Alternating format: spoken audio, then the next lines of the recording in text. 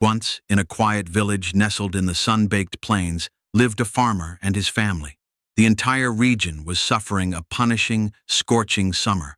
Not even a single drop of water had fallen for many months.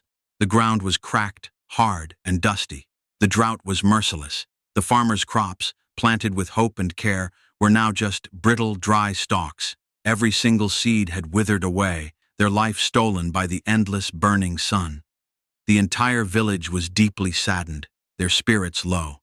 The weight of hopelessness was a shadow over every home, and every farmer started to lose the light of hope in their eyes. The village elders decided that their only path was to turn to prayer. They agreed that all families would pray simultaneously at their homes at a fixed time the following evening. At the agreed-upon hour, the farmer, his wife, and their small 6-year-old daughter gathered in their humble clay home.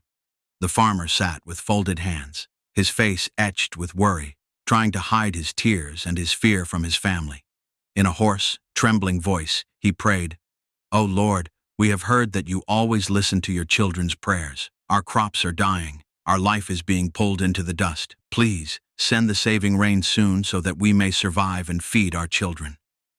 Each family member prayed in their own way, their voices soft with desperation. The little girl, whose eyes were still bright with innocent trust, also prayed. "O Lord," she whispered, "my father is very upset. You can do everything. Please make it rain in our village." After a long silence, when the prayer was over, the farmer got up, intending to leave for his barren fields to survey the damage one last time. Seeing him leave, the little girl ran to him, her voice full of concern. "Wait, father, where are you going?" "I'm going to the farm, my child, to do some small work before the night falls," the farmer replied, his voice heavy with resignation. The girl quickly ran back inside. She returned a moment later, carrying a bright, sturdy, yellow umbrella in her small hands. She rushed to her father's side. Seeing the umbrella, the farmer was confused. The evening air was dry and still, and the sun, though low, was still visible. "Why did you bring an umbrella, little one? The sun is already low, and it is evening time. The sky is clear." The little girl looked up at her father with complete certainty. "Father," she replied, her voice soft but firm, "we have just prayed to God for rain. If we go without an umbrella, we will surely get wet when it rains. We must be ready." The farmer was instantly stunned. He stood frozen, amazed at his daughter's absolute, pure faith. He had prayed for rain, yet his own heart was filled with doubt. He had checked the sky for clouds, ready for disappointment. His daughter, however, had simply prepared for the answer. He looked up at the vast, clear, empty sky. Then he gazed down at his daughter's innocent, trusting face. At that moment, he felt a sudden, powerful voice inside him, a magical realization that flooded his empty heart with light.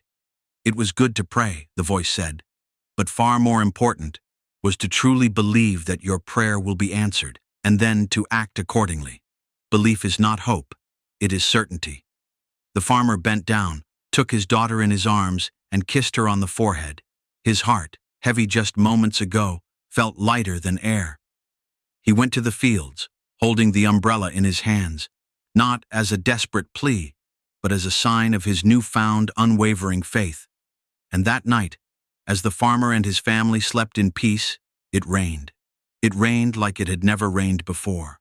The water fell deep and long, nourishing the thirsty earth and giving life back to the waiting seeds. The village rejoiced, but the farmer knew the true miracle was not the rain itself, but the pure belief that had first mended his own broken hope. Doubt is the shadow that kills the seed of promise. True faith is the umbrella you carry when the sky is still clear. Do not just pray for the light, but act as though the sun is already shining on your path. Thank you for listening. For more peaceful and heart-touching stories, subscribe to True Wisdom Tales. May wisdom guide your steps.